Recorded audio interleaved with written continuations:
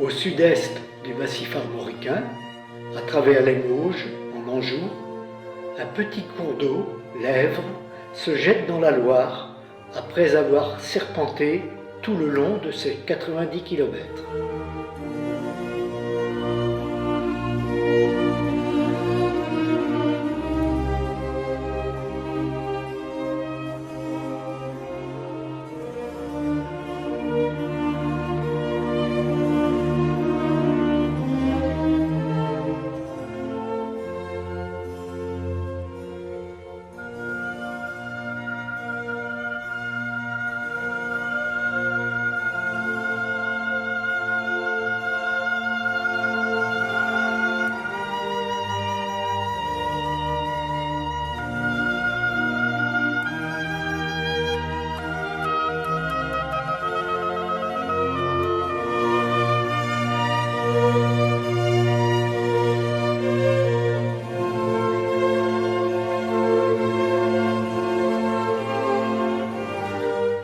Longeant des versants aménagés, elle atteint le secteur inondable de Raguet et son ancienne friche artisanale avec la turbine électrique installée au début du XXe siècle. Enserrée dans un double méandre de la rivière, la vieille cité de Montrevaux s'étage en gradins à partir du gué de Point.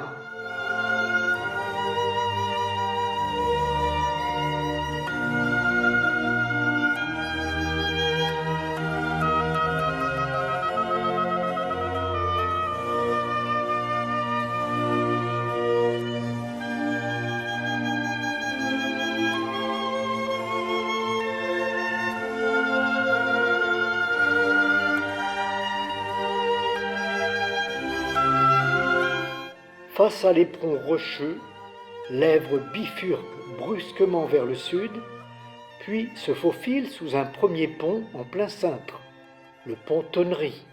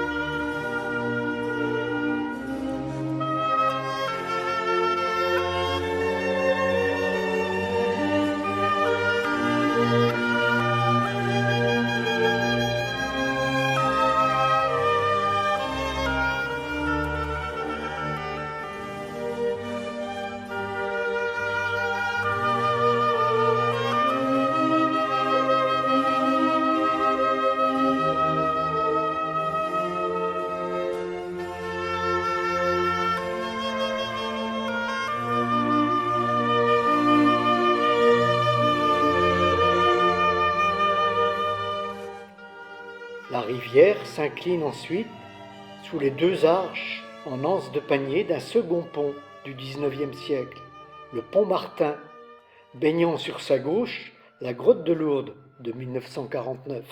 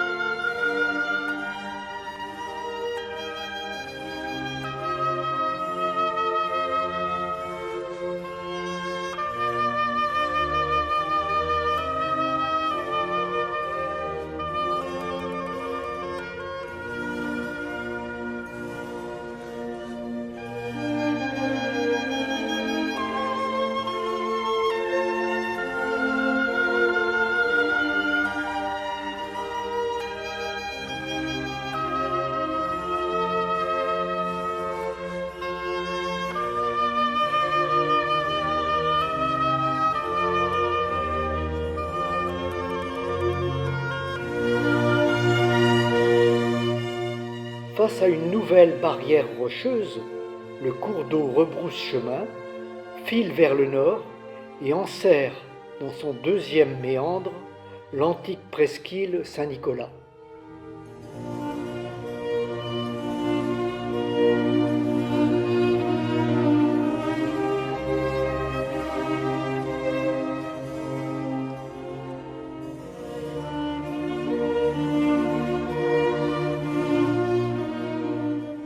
L'Èvre, retrouvant la direction de la Loire, longe les flancs ouest de la petite cité, d'où surgit le clocher de l'église Notre-Dame, datant de 1861.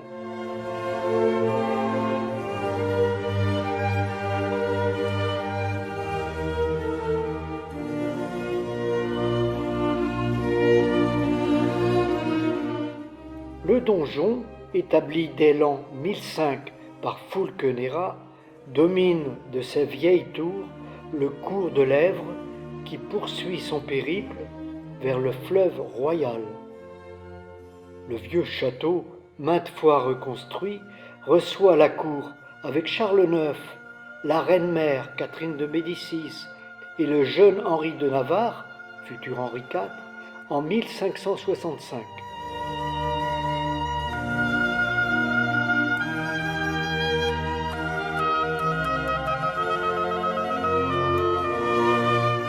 En 1910, une centrale hydraulique permet à la Fée Électricité d'alimenter les mines d'or renaissantes de Saint-Pierre-Mont-Limard.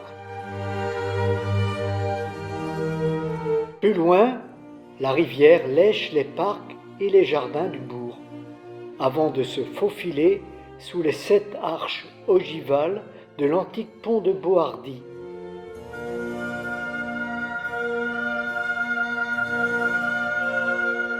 Enfin, la rivière quitte Mont-Rebelle en se glissant sous un 4e pont érigé pour la route départementale. Avant de s'enfuir, l'Èvre s'inscrit dans les vestiges du petit train d'Anjou qui a laissé 3 piles de boue.